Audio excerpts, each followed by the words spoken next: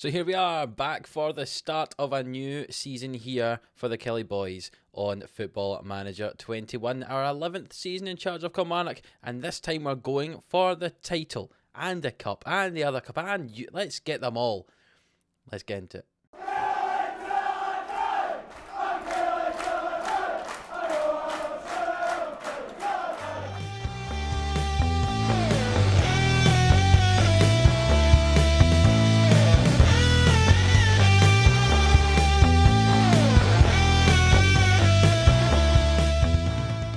Yes, hello, welcome on in to 11am Sports here for the Killie boys on Football Manager 21. If you're new around here, hit that subscribe button for more daily Football Manager content. We're just about to start a new season. It's a great time to jump on board and hopefully we can win the league this year. You can see on the right hand side of your screen, we won it in 25-26, but the last 4 years we have not. We were just 1 point away last season from winning the league. So hopefully this can be our year again this time. And to start off this season, we're going to talk about some transfers that we've made in the hope that we can improve this squad and get that win. We've certainly added a lot of depth to the team, so hopefully that makes a big difference for this season, because we kind of had a few injury problems at points last year, which affected our league form.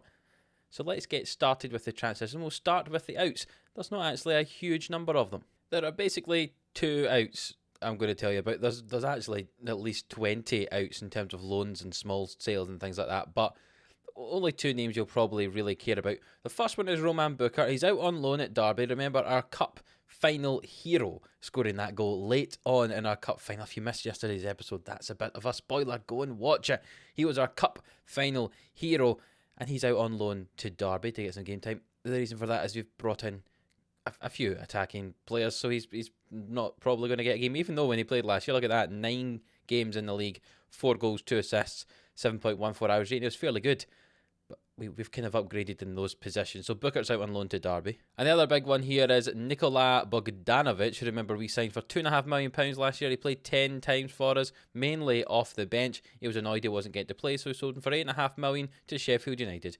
He was a decent player, but we've got so many decent centre-backs and right-backs and stuff like that. He wasn't getting a game. And at 22, I didn't think he was going to develop a huge amount either, compared to the other players we have who are kind of 19 and 20 and stuff like that. So, happy to get £8.5 million for him. We've made, what, £5 million profit on him, £6 million profit on him? Decent. So let's start with the ins then, and we'll start from the back. The first player we brought in is Nicolo Armini. The 29-year-old Italian can play right across the back four, very versatile. We signed him for a free transfer from Roma. He moved for £19 million to Roma from Parma in the 2026-27, and he's played a handful of times over the last 4 years, so we're happy to send him on a free. So he's a 3-star player. He's got some nice physical statistics there. 6'1", marking 13, tackling 14, heading 13. So okay. Solid enough player, just had a little bit of experience, because last season we were told that one of the reasons we didn't perform particularly well was in our kind of analyst report, was we didn't have enough experience in the squad, and that was true. We didn't actually have anyone over the age of 30 apart from Eddie Nketiah last season in the squad, so we've added some experience this time round. Maybe not to play, he's likely going to be a bench player for us, but yeah, some experience to that squad to add to the young players that we've got in there. We also signed Armini because I was slightly worried that Sergio Perez might leave. There's still a chance that could happen as well. He does have a release clause in his contract. So a very good player who can easily cover if he has to, and easily step into the first team if we lose one of our centre-backs. So that's Nicolo Armini, 29-year-old centre-back. Very, very solid. Adding to our experience at the back, we've signed Kieran Tierney. I know we're paying a lot of money for him. We bought him for £4 million. He's probably not worth it. He's declining. But again, a bit of experience. The club, though they want us to sign young players, are pretty happy of us signing what they described as a Scottish legend, which I must say, I think at this stage he is, with 95 caps for his country at 33 years of age. He's still got some good stats. His physicals are falling apart. But yeah, some experience again to add into the squad. I'll be honest, I don't imagine he's going to play a huge amount for us, but 2-star player, some nice technicals and mentals in there that says physicals are falling away, so I don't know if he can bomb up and down the line like he used to, but some more experience to add to the squad. Now we brought in Branislava Kokotovic here, the 20-year-old Serbian left back, mainly as some kind of competition for Guerrero. We didn't really have a good cover at left back. It was Louis Sibley, who's really a midfielder. So we signed him for £6.5 million from Red Star. Yet another Serbian we're saying, I know, we sign a lot of Serbian players. He's not hugely great going forward. Look at his crossing and his dribbling and stuff like that. It's not perfect, but defensively he's very good. Marking a 16, tackling a 15. Can maybe do with improving his head, and especially since he's 6'1". But he's got nice physical stats in there as well. Could perhaps do a slightly better natural fitness, but good mentals as well. He looks a fairly well-rounded player. He could improve in the future as well. He's currently loan listed, you'll notice. That's because we did some other things. Don't say anything. But he was in to compete with, say, Guerrero at left back. He can very easily improve. If he goes out on loan, that could be quite good for him as well. He does have 6 caps for Serbia already as well. So he looks a decent player. And he's in to compete with Guerrero. We have, however, signed another left back. Yeah, Nahul Carrasco, 20-year-old Argentine left back. We signed him for $5 million from River over in Argentina. You can see he looks very good. Again, maybe not as great going forward as well. Maybe not as great defensively, but very good physical stats, very good mental stats in there as well. The reason we've signed him, and I know you're thinking we've signed 3 left backs, we already have Guerrero. There was a lot of transfer offers for Guerrero, and I was worried that he was going to go. Not necessarily because I was going to accept an offer, but because it was going to get to that stage that it just was accepted out with my control. So I thought we need to cover ourselves in that instance, because last season we didn't have a cover for Guerrero. So even if Guerrero goes, we've got a couple who can cover for him there if we need be, and if not, we can send them out on loan to go and get some experience. But I must say, I like this boy Carrasco. He might end up pushing Guerrero out the starting slot if Guerrero doesn't play well the first 3 games of the season. Looking a very, very nice player. So we bought him for $5 million. He's already worth 7, so not bad at all. And remember, we're fighting on several fronts this year in the league, the Champions League, the Scottish Cup, the League Cup. So there'll be enough space for rotation, and we want to have a strong rotated squad whenever we rotate it, not going to our backups, you know. This is one of perhaps the most exciting signings we have made. Mateo Damao, might change that name if I keep failing to pronounce it, but Mateo Damao, the striker, attacking midfielder, left winger, centre midfielder, he's 3.5 stars in every one of those positions. His worst stat is his long throws and his marking. He's not meant to be a defensive player. He's got passing of 20, technique of 16, first touch of 16, dribbling of 16. His physical stats look good as well. He's got some great flair, vision. His teamwork's one of his worst stats at a 12. He's got good composure as well. He looks good. Finishing of 11. It says his main position is a striker. I must say, I think I'm likely going to play him out on the left-hand side, especially to start the season, because Eddie Nketiah is still injured, but he can cover absolutely anywhere. In the Premiership team of the season, or the projected team, strongest squad, whatever they do in the season preview, he's actually listed as a centre midfielder in that. He can play any of the playmaking roles, I say attacking mid, left-hand side, up front. He looks a good player. I'm very, very excited. We signed him for $9 million from Nacional at the start of this season. 19 years old, there's no release clause in his contract. He's signed a contract here until the end of 2035, so we've got 5 years of him. This could be one hell of a player. Another player in that kind of attacking third of the pitch is Jared Deboen. We've signed him on a free transfer from Leicester. He was out on loan at Ajax last year and did not play a game. Another player we've kind of added in for some experience. You can say his stats are not too bad. He's starting to decline slightly. 33 years of age.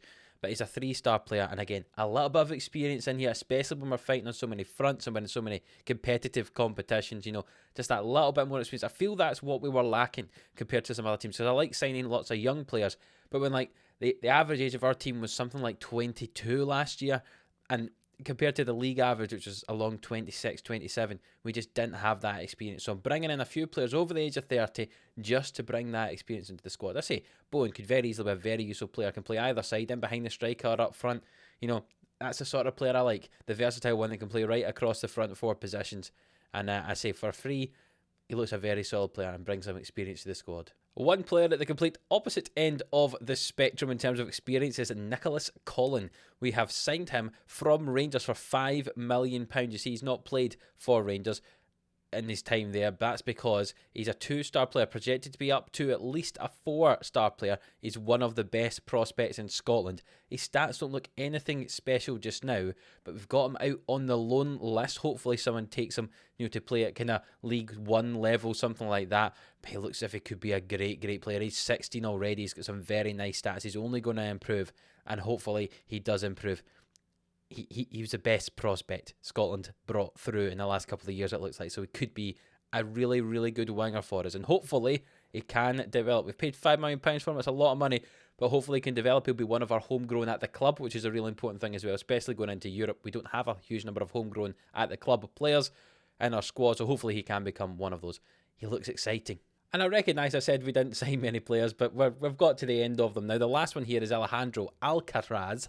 I almost keep calling him Alcatraz. I need to remember to keep calling him Alcaraz, or I might change his name. You never know. We played £6.75 million for him from America in Mexico. See, the last 2 seasons, he scored 22 goals. He's before that 14. Very prolific striker. Remember, we brought in Alfredo to replace Creneta last year, and Alfredo played quite well. We've also got Boba, who can play up there as well. But this signing had been organised just after the January window, and I didn't know if Alfredo was going to be good, so we've obviously brought him in, and realistically I probably didn't need him, but he looks a very, very good option to rotate through there. His physical stats are absolutely outstanding. See, 10 jumping reaches the worst, strength and stamina in yellow, and the rest of them are all 16s and 17s, very good. Finishing of 16s good as well, with nice 15 passing. He's got good teamwork as well, which I always appreciate. Maybe it could be slightly better at penalty taking for a striker, but hey, if he's not a penalty taker, it doesn't matter. But that's our last player who signed, Alejandro Alcaraz. He can play on the right or in centre mid as well, but we're mainly going to play him up front because he looks very, very dangerous to getting in behind the defenders. 8 caps already for Mexico and just the 1 goal, but hey, I'm sure he will improve that. But that is all the signings we have made. Lots of ins, not so many outs, and the financial position's interesting. You can see, remember, the year after we won the league, we had £80 million in the bank at one point. Well, we're now just about breaking even. Yeah, we could probably do with selling a few players, which we might have to do at some point, or hopefully win enough that we get lots of prize money coming in. We do still have £14 million transfer budget. I don't think I want to use it. We're spending £726,000 a week on wages. Yeah, we're spending a lot of money, but I think this is going to be a league-winning team, and I fancy our chances getting out of Champions League group if we get a nice draw as well. Fingers crossed. So looking at the season preview, it's very close between Celtic, ourselves, and Rangers for who the press seem to think will win the league this year. 8-5, 15-8, and 13-5. But you can see from the media Dream 11, we filled that up quite a lot. Francois in goal, Rodriguez, Perez, Stacey, Damao, Alcaraz, Boba, and actually Fuentes there, who's on loan at Rangers from us, is also in the media Dream 11 on the left-hand side as well, the only player from Rangers to be in it. And Celtic have 3 players, so we've got 7 players in that Dream 11. Surely it is our year. You can see the key players on the right hand side. Our 2 are the top 2 rated players in Stacey and Perez, which is fairly interesting. I thought some of the attacking players might be there. But yeah, this could be our year. It should be our year. So you can see here, we do have quite a big squad at the moment. We'll need to send some of these players out on loan somewhere, I think, to be honest, because unless we were to take quite a lot, there's just not going to be enough spaces for any of these players to play enough, and I think they'll get a bit frustrated. But this is the squad I think is our strongest squad. You can see we've got some injuries at the moment, so it won't be the squad that plays the first game, which you'll see just at the end of this episode. But I think this is probably going to be our strongest squad. We've got Francois in goal, Perez and Anderson at the back, Sika and Gareno at fullback. That could very easily change, especially on that left-hand side. And also, with Rodriguez, he could easily fill in on the right or at centre-back. Vlalic and Stacey in the middle with Jovic in front. I think that's a fairly solid 3. Damao, I think, is going to be my first choice on the left, even if Nketiah comes back, because I think Nketiah is going to decline after being out for 6 months with injury at his age. On the right, we've went for Alcaraz at the moment. Could very easily be Edward Lambert, though, if need be, and Alfredo up front. Our bench is really strong. Eduardo Pena has come back from his loan at West Brom, is very, very good. He played in midfield a lot there, so I've got him in there as a defender and midfielder. Previously, I just played him at centre-back. Rodriguez there to cover in defence. George Pena, Ryan Hamill at attacking mid. Lambert and Boba as the options to cover the front 4 positions. Castellon's not even in the squad at the moment. Jared Bowen, Eddie Nketiah. Yao Francisco's come back in from loan after being out at Montpellier last season. Thomas was out at West Brom. He's a 3-star rated right back. He looks really, really good as well. Really, there's so many players we have. It's going to be very, very tricky to get them all game time. So hopefully I can send a few out on loan to get some game time for themselves, or just rotate the squad quite a lot. So all of our friendlies we have won, including games against Man United and Schalke. It was fairly full strength sides they were playing as well in that, so I was fairly impressed. And then today's a bumper episode, because it's going to be a bumper episode.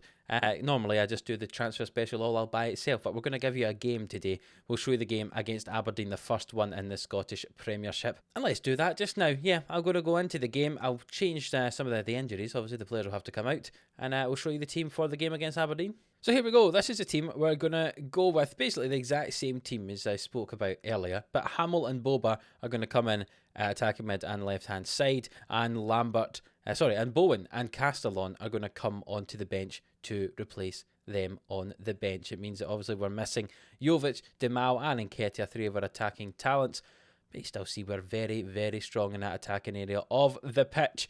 Let's get into this game. I must say, before we jump into it, Morris and Francois are definitely going to compete for goalkeeping position this year. But remember, Francois, last season, I don't remember, I mentioned this all the time, he played 7 league games and had 7 clean sheets. I can't exactly drop him, can I? So let's get into this game. They're playing 4-2-3-1 as well. Come on, let's get a nice start to the season. This should be our year. Boba swings in a corner there, it's headed away.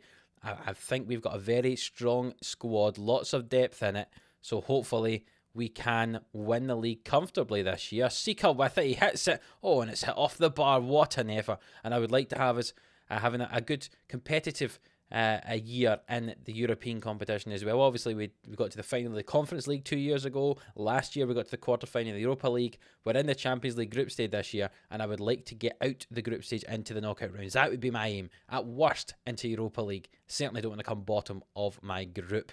And there was a long ball forward there from Aberdeen as we concentrate on this game now. Out to Tomasevich on the right, and Ferguson. Ferguson back to Sykes. Sykes over to Aduro. Aduro plays the ball forward. It's headed away by Perez, and can Boba collect this? He can indeed. He gets past his man. He gets fouled, and it's a penalty kick, and Alfredo will take this penalty. We know how good he is. He's missed a couple, but he has scored quite a few, and hopefully he can score another one here. Alfredo hits it, and he does indeed. On the left-hand side of the keeper, down the right for Alfredo, and that's his first goal of the season, obviously. It's the first game of the season. Of course it's going to be his first goal, and we are up 1-0. A lovely finish from Alfredo. A nice start to the game. And Boba swings in this corner. It's headed at back post. Anderson, Sika. It came straight back into the keeper's hands. I think that was offside from Sika.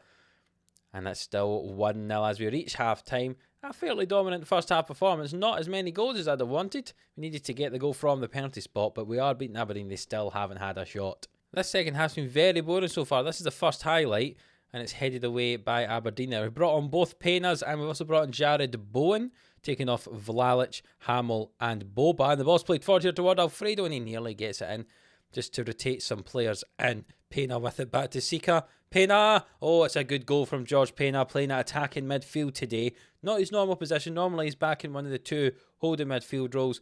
But a lovely, lovely finish from George Pena at attacking midfield. And that's us up 2-0. And that's surely the win guaranteed, seeing as Aberdeen still haven't had a shot. Goal kick here. Nice shot goal kick, as we always do. Francois finds Perez into Sika. And Perez gets the ball back, and he finds Alcaraz. I'm going to have to change his name to Alcatraz, I think. Pena with it. Back to Pena, who's not his compatriot. One is Mexican and one is Romanian. Just so you know, George Pena, number 10 for us, is Romanian, and Eduardo Pena is Mexican, number 5 for us. Bowen with the ball here. He comes across, he'll find Sika, he does. It's into Pena, and back to Sika, and back to Perez.